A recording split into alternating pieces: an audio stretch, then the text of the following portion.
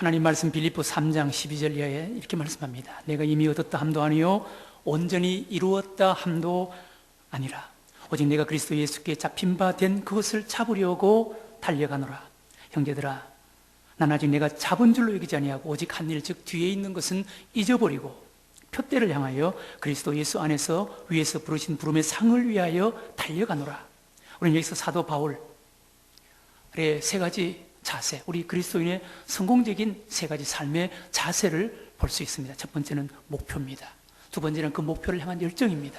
세 번째는 그 목표를 향해 나아가되 초지일관, 치우치지 않고 초지일관 끝까지 나아가는 태도를 볼 수가 있습니다.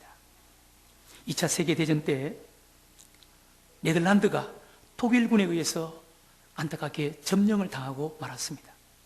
이때 네덜란드 헨리 그레머 목사님이 심호하던 교회 교인들이 한밤중에 은밀히 목사관에 모여들었습니다. 사람들이 목사님에게 물었습니다. 목사님, 이럴 때 우리가 어떻게 해야 합니까? 그때 목사님이 이렇게 대답했습니다. 내가 무엇을 해야 하는지의 질문은 내가 누구인지 대답하면 자연히 해결됩니다. 여러분들은 누구이십니까? 그러자 모여든 사람들은 한결같이 대답합니다. 나는 크리스찬입니다. 나는 크리스찬입니다. 나는 하나님을 믿는 사람입니다. 그러자 목사님이 단호하게 대답했습니다. 그렇다면 우리는 하나님이 기뻐하시는 일을 해야 합니다. 그래서 만들어진 조직이 DRM, 네덜란드 저항운동을 조직하였고 이 운동의 시작으로 나라를 다시 찾았고 여기에 참여한 운동가들이 모두 전후 네덜란드 건설의 위대한 공헌자가 되어서 오늘날 네덜란드에 초석을 놓게 되었다는 것입니다. 그들은 위기가 왔지만 그들이 가야 할 목표를 분명히 알았고 그리고 그 목표를 향해서 나아가는데 어려움과 난관이 있었지만 흔들리지 않고 끝까지 그 길을 걸어갔습니다. 그래서 오늘날 네덜란드를 세우는데 초석이 될 수가 있었다는 것입니다. 술주정꾼 아버지 밑에서 자란 두 형제가 있었습니다. 한 형제는 아버지처럼 술주정꾼이 되었고 다른 한 형제는 목사님이 되었습니다. 술주정꾼이 된 아들에게 물었습니다. 왜 술주정꾼이 되었습니까? 그 아들이 대답했습니다. 그럴 수밖에 없지 않습니까? 목사님이 된 아들에게 물었습니다. 왜 당신은 아버지가 술을 마시는 것을 보고도 술 마시는 것을 배우지 않고 성직자가 되었습니까? 성직자가 된 아들이 말했습니다. 그럴 수밖에 없지 않습니까? 어떤 환경 속에서든지 목표가 다를 수가 있고 목표에 따라 도달하는 곳이 달라지게 되는 것입니다.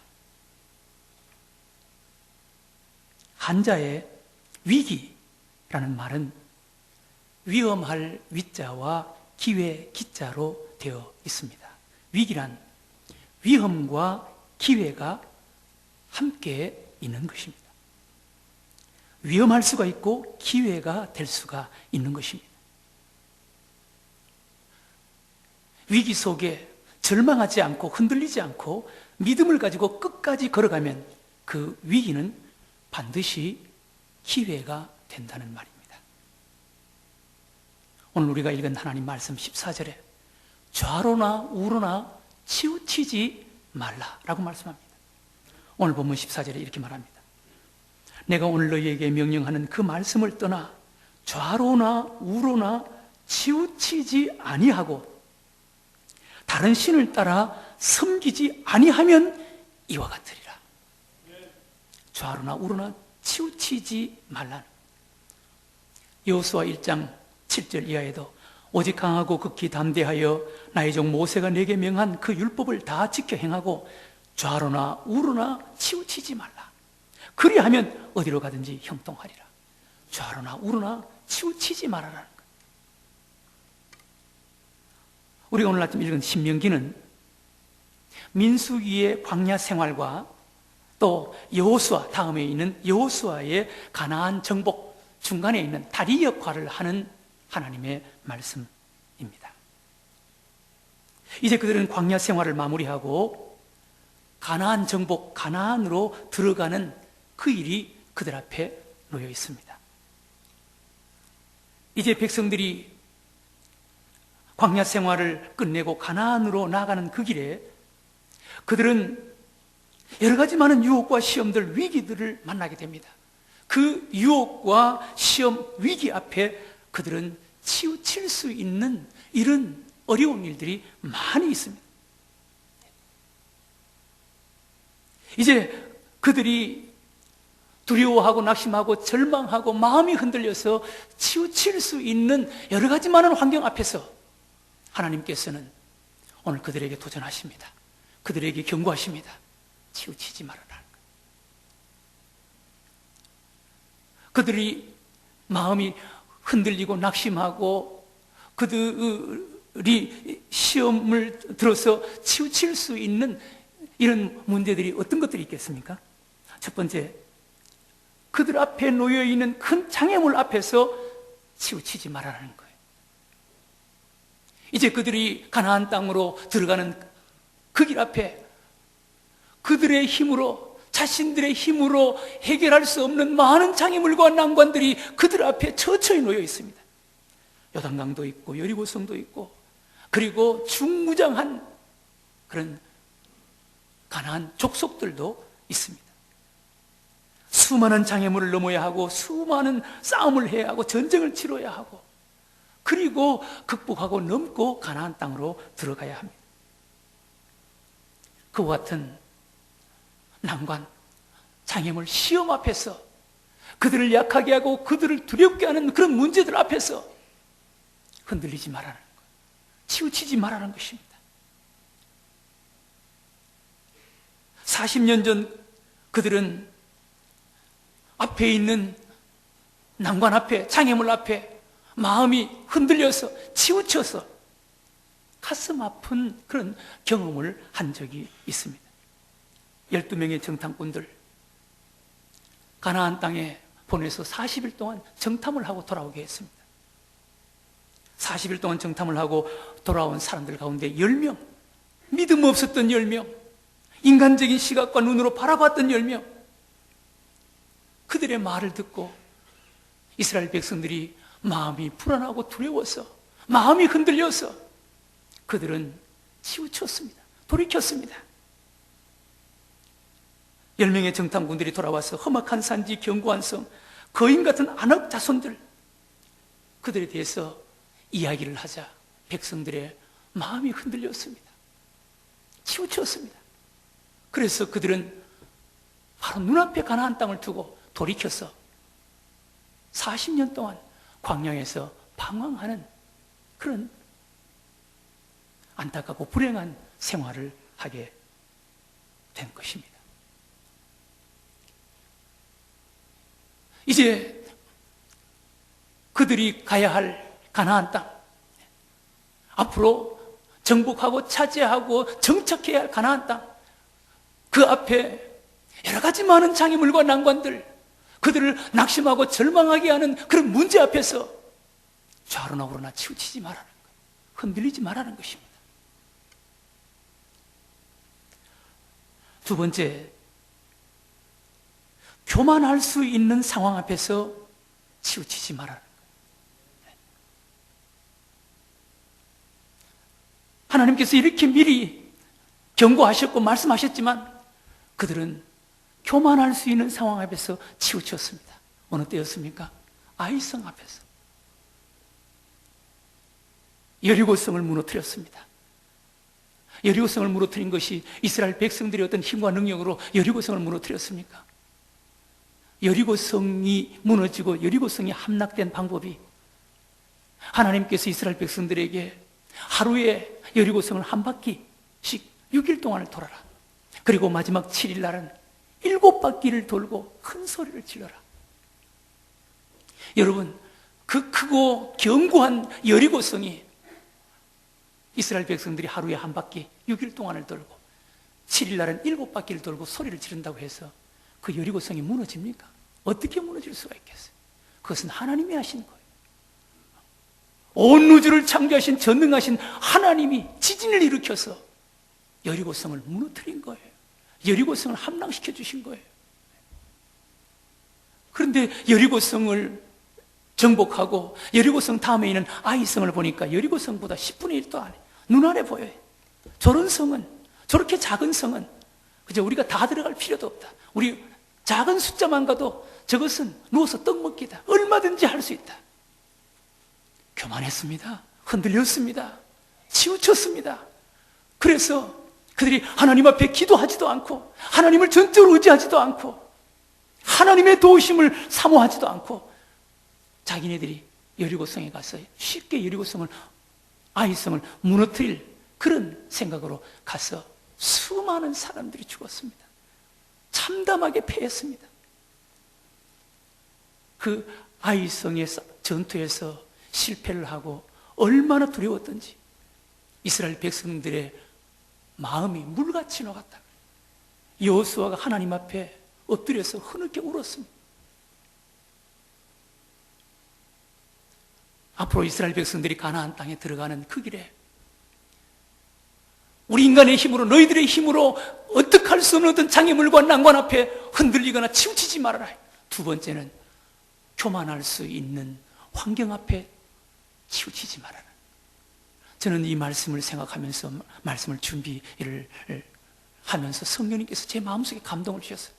이것은 우리 성도들 누구에게 주시는 메시지가 아니라, 누구에게 설교하는 설교가 아니라 바로 여기 서 있는 남목사 너에게 하는 말씀이야 라는 생각이 들더라.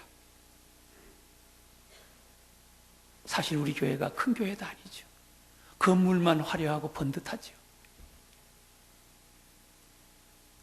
그런데 많은 목사님들이 노회 가면 저보고 목사님 그래요. 또 교회가 건축되어졌다는 것 때문에 많은 선교사님들이 저에게 이메일로 이 모양 저 모양으로 좀 도와달라고 이메일이 선교사님에게 얼마나 많은지 모르는지 몰라요. 그런데 교만하게도 저는 때때로 선교사님들의 메일을 읽어보지도 않고 지워버릴 때가 있어요. 저는 이 말씀을 준비하면서 하나님께서 저에게 주시는 말씀이구나. 제가 개척교회를 할 때는 노회에 가면 모든 목사님들이 다 크게 보이고 다 귀하게 보이고 다 존경스럽게 보이고 어떻게 하면 저렇게 교인들이 100명, 200명 저렇게 모이는 교회 목사님이 되셨지? 그렇게 생각하면서 목사님을 귀하게 여겼는데 이제는 노회 가서 100명, 200명 모이는 목사님 잘 눈에도 안 들어. 하나님께서 말씀하십니다. 교만할 수 있는 상황에서 환경 앞에서 치우치지 말아라.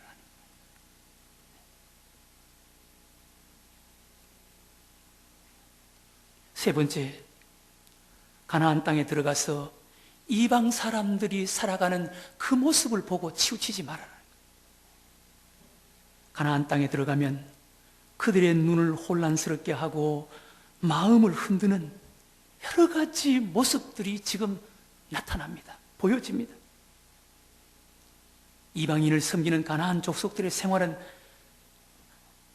이스라엘 백성들이 지금까지 한 번도 경험하지 않은 화려하고 요란한 생활, 음란하고 타락한 생활들이었습니다.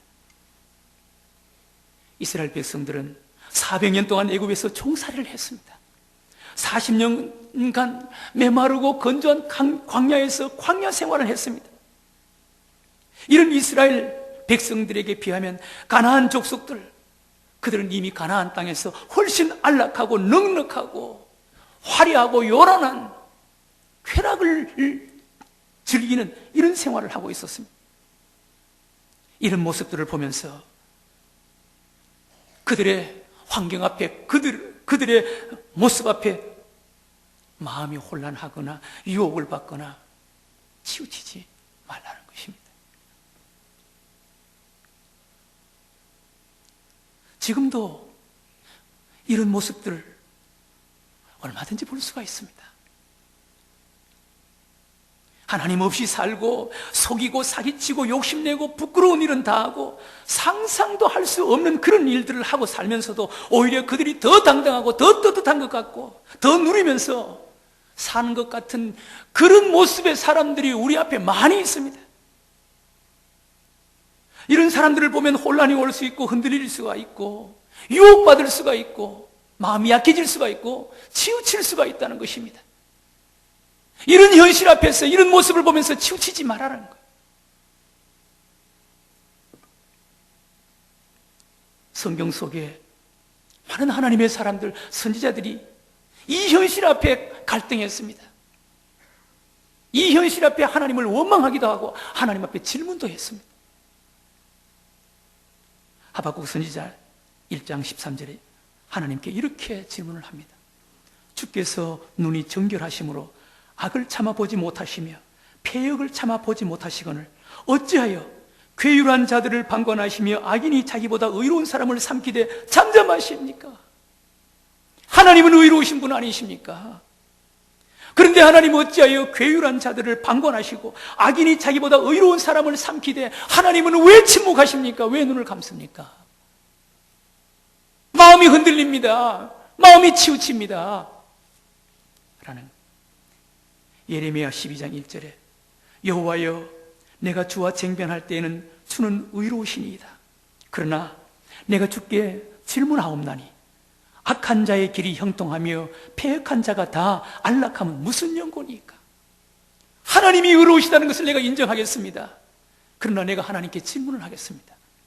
악한 자의 길이 형통하며 패역한 자가 다 안락하면 무슨 연고입니까? 이방인들이 저렇게 강성해서 저렇게 힘이 있어서 우리 민족을 이렇게 힘들게 하는 이유가 뭡니까?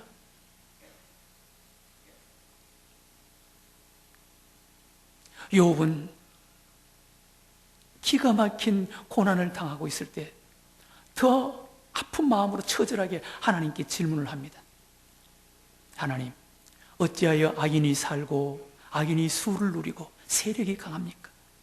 악인의 씨가 그들 앞에서 그들과 함께 서고 자손이 그들의 목전에서 그러하구나. 그 집이 평안하여 두려움이 없고 하나님의 매가 그 위에 임하지 아니하며 그 수소는 영락없이 새끼를 베게 하고 그 암소는 새끼를 낳고 낙태하지 않는구나. 그들은 아이들을 내어 보냄이 양떼 같고 그 자녀들은 춤을 추는구나. 그들이 소고와 수금으로 노래하고 피리 불어 즐기며 그날을 형통하게 지내는구나. 욥은 하나님께 아픈 마음을 가지고 욥이 당한 불같은 시험, 그 시험 앞에 힘겨워하고 괴로워하면서 하나님 왜 그렇습니까? 악한 자의 아이들은 집에서 춤을 추며 양떼와 같이 생육하며 번성합니다. 동물들도 새끼를 잘 낳고 악한 일을 행한 사람들은 짐승이 새끼를 낳아도 쌍둥이를 낳습니다. 하나님 왜 그렇습니까?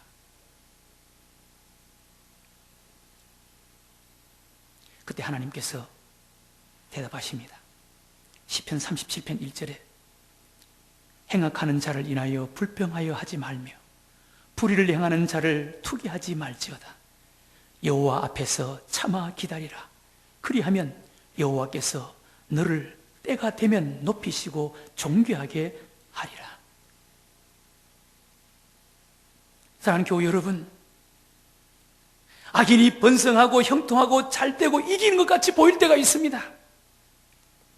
그러나 그렇지 않다는 것입니다. 악인의 이김은 잠깐이라는 것입니다. 의인의 웃음도 잠깐이라는 것입니다. 악인의 승리도 잠깐이고 영광도 잠깐이라는 것입니다. 시편 129편 6절에 지붕 위에 풀과 같다는 것입니다. 우리가 보기에는 악인이 번성하는 것 같고 잘 되는 것 같고 악인이 떵떵거리면서 악인이 이기는 것 같이 보일 때가 있다는 것입니다. 그러나 그것은 지붕 위에 풀과 같다는 것입니다. 잠깐이라는 것입니다. 아브라함과 조카 롯이 갈랐을 때 조카 롯이 물이 넉넉하고 넓고 기름진 땅을 먼저 선택해서 갔습니다. 조카 롯이 지혜로운 것처럼 보였습니다. 조카 롯이 똑똑한 것처럼 보였습니다. 조카 롯이 이긴 것처럼 보였습니다. 롯이 복받은 것처럼 보였습니다. 그러나 아니라는 것입니다. 아브라함이 지혜로웠다는 것입니다. 아브라함이 승리했다는 것입니다. 아브라함이 복 있는 자라는 것입니다. 룻기에 나오는 나오미의 두 자부 룻과 손아래 동서 오르바가 있습니다. 나오미가 이제 고향으로 돌아갈 때 두 자부를 앞에 불러놓고 나는 이제 내 고향으로 돌아간다. 이제 너희들은 너희들의 고향으로 돌아가라. 간곡하게 돌아가라고 그렇게 설득합니다. 둘째 자부인 오르바는 시어머니가 인간적으로 설득하는 그 설득에 마음이 흔들렸습니다. 유혹을 받았습니다. 마음이 치우쳤습니다. 그래서 그는 육신적인 선택을 해서 그의 고향으로 돌아갔습니다. 그러나 반대로 룻은 그러지 않았습니다. 룻은 어리석어 보이고 미련하게 보이는 대로 그는 하나님을 선택합니다. 시어머니를 따라가겠다는 거예요. 나는 시어머니 따라가서 하나님 섬기겠다는 거예요. 어머니 머무는 곳에 나도 머물겠다는 거예요. 어머니 장사 지내는 그곳에 나도 장사 지내겠다는 거예요. 룻의 선택은 어리석고 미련하게 보였습니다. 그 두 자부 가운데 오르바가 지혜로운 것처럼 보였습니다. 오르바가 이긴 것처럼 보였습니다. 오르바가 옳은 것처럼 보였습니다. 그러나 성경은 그렇게 말씀하지 않습니다. 아니라는 것입니다. 룻이 지혜로웠다는 거예요. 룻이 옳았다는 거예요. 룻이 복을 받았다는 것입니다. 룻이 이겼다는 것입니다.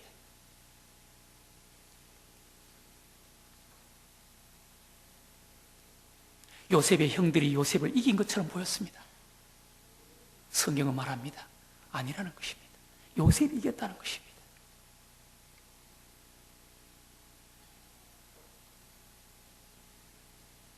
왕의 신임을 받은 무서운 권력자 하만, 이 하만이 유대인을 몰살시키고 왕국 문지기로 있는 모르드게의 목을 달기 위해서 나무 장대를 높이 세웠습니다. 하만이 이겼습니다. 하만이 이기는 것 같았습니다. 누가 봐도 하만을 당할 수가 없었습니다. 누가 봐도 모르드게는 목이 베어지고 장대 위에 목이 달려야 했습니다. 그러나 하만은 잠시 이기는 것처럼 보였습니다. 모르드게가 이기는 거예요. 모르드게가 승리하는 거예요. 모르드게가 목이 달릴 그 장대에 하만의 목이 달린다는 것입니다. 예수님을 십자가에 못 박아놓고 본디오 빌라다가 이긴 것처럼 보였습니다. 제사장이 이긴 것처럼 보였고 종교 지도자들이 이긴 것처럼 보였고 로마 군병들이 이긴 것처럼 보였습니다. 사탄 마귀가 이긴 것처럼 보였습니다. 그래서 그들은 환호했습니다. 성경은 말씀합니다. 아니라는 거예요. 예수님이 이겼다는 거예요. 그들이 잠시 이긴 것처럼 보였지. 승리한 것처럼 보였지. 예수님이 이겼다는 것입니다. 여러분, 우리는 마침내 궁극적으로 이기는 이 길을 가야 하는 줄로 믿으시기 바랍니다. 잠시 지혜로운 것처럼, 잠시 승리하는 것처럼, 이기는 것처럼 보이는 그 길이 아니라 마침내 이기는, 승리하는 그 길을 가야 한다는 거예요. 그 길 앞에는 우리의 마음을 흔드는, 우리의 마음을 치우치게 하는, 유혹받을 수 있는 여러 가지 많은 어려움과 난관, 시험들이 있습니다. 2013년 이 안에 믿음의 길을 걸어갈 때 여러분 앞에 여러분들의 힘으로 해결할 수 없는, 극복할 수 없는 장애물과 난관들이 있을 것입니다. 여러분, 이 문제 앞에서 흔들리지 마시기 바랍니다. 유혹받거나 약해지거나 치우치지 말라는 것입니다. 믿음을 가지고 초지일관하라는 것입니다. 우리가 우쭐할 수 있고 자랑할 수 있고 교만할 수 있는 그런 사람 앞에서, 문제 앞에서 치우치지 말라는 것입니다.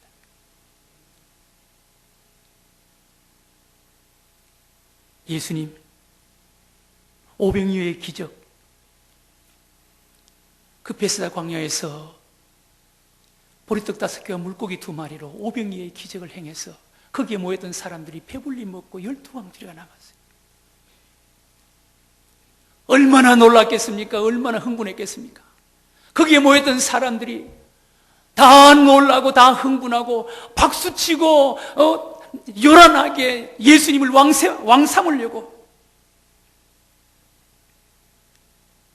그런데 예수님은 제자들에게 빨리 배를 타고 건너가라.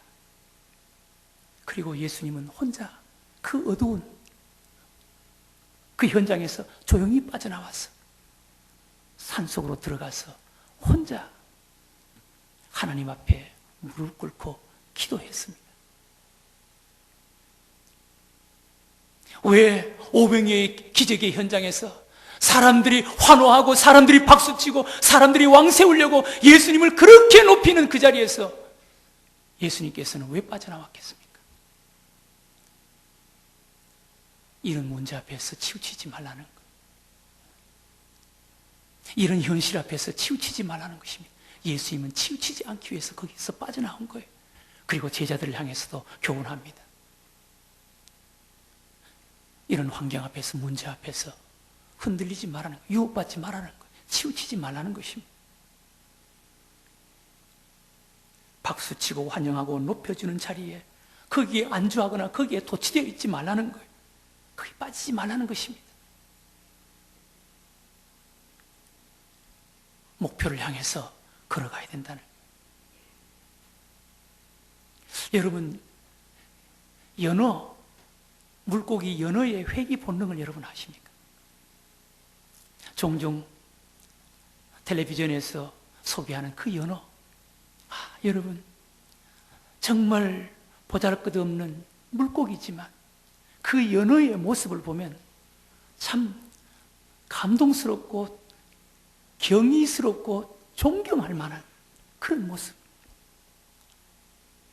회귀 본능으로 목적지까지 가서 알을 낳고 자기의 분신을 남기고 죽기 위해서 목적지까지 가는데 수많은 어려움, 수많은 장애물, 온몸이 만신창이가 되어도 본능적으로 치우치지 않고 포기하지 않고 목적지까지 가는 거예요. 이것이 연어의 모습입니다. 여러분, 우리 그리스도인들은 가벼우면 안 돼요. 치우치지 말고 목적지까지 가라는 거예요.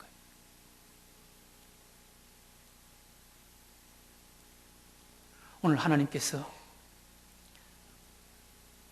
치우치지 않고 끝까지 믿음을 가지고 가는 자에게 하나님께서 약속하신 3가지 축복이 있습니다.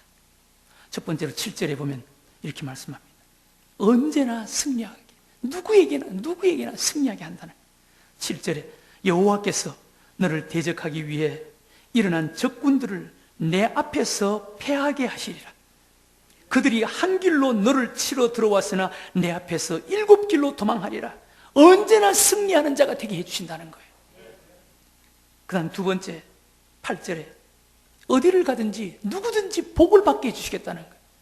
8절에 여호와께서 명령하사 내 창고와 내 손으로 하는 모든 일에 복을 내리시고 내 하나님 여호와께서 내게 주시는 땅에서 내게 복을 주실 것이며 어디를 가든지 누구든지 하나님께서 복을 주신다는 거예요. 세 번째, 어떤 사람 앞에 서든지 리더자가 되게 해주신다는 거예요. 13절에 보면 그랬어요. 여호와께서 너를 머리가 되고 꼬리가 되지 않게 하시며 위에만 있고 아래에 있지 않게 하시리니 오직 너는 내가 오늘 내게 명령하는 내 하나님 여호와의 명령을 듣고 지켜 행하며 14절에 결론적으로 이렇게 말하지 않습니까? 내가 오늘 너희에게 명령하는 그 말씀을 떠나 좌로나 우로나 치우치지 아니하고 다른 신을 따라 섬기지 아니하면 이와 같으리라. 우리가 흔들릴 수 있고 유혹받을 수 있고 낙심할 수 있고 포기할 수 있는 그와 같은 문제 앞에서 우리 힘으로 극복하고 이길 수 없는 어떤 시련 앞에서 시험 앞에서 치우치지 아니하고 그리고 우리가 우쭐하고 과시하고 자랑하고 교만할 수 있는 그런 환경 앞에서 흔들리거나 치우치지 아니하고 그리고 유혹받을 수 있는 현실 앞에서 마음 빼앗기거나 흔들리거나 치우치지 아니하고 믿음을 가지고 끝까지 걸어가면 하나님께서 이 복을 우리에게 주신다는 것입니다. 사랑하는 교회 여러분, 우리는 단견적으로 바로 눈앞에 것만 바라보면 안 됩니다. 우리는 멀리 바라봐야 됩니다. 하나님이 마침내 승리하는 그곳을 바라봐야 됩니다. 그리고 그곳을 바라보고 우리는 걸어가야 합니다. 우리가 하나님을 왜 믿습니까? 우리가 왜 교회에 나옵니까? 우리가 왜 예배를 드립니까? 멀리 바라보게 하기 위해서 하나님께서 우리에게 그런 은혜를 주신 줄로 믿으시기 바랍니다. 우리는 먼 곳을 바라봐야 돼. 그리고 먼 곳을 바라보고 앞으로 나아가되 치우치지 아니하고 초지일관 믿음을 가지고 나아가야 하는 줄로 믿습니다. 2013년 이 한 해 믿음을 가지고 초지일관 치우치지 않고 힘있게 믿음으로 걸어가는 여러분들과 제가 되시기를 주의 이름으로 축원합니다. 하나님 아버지 감사합니다.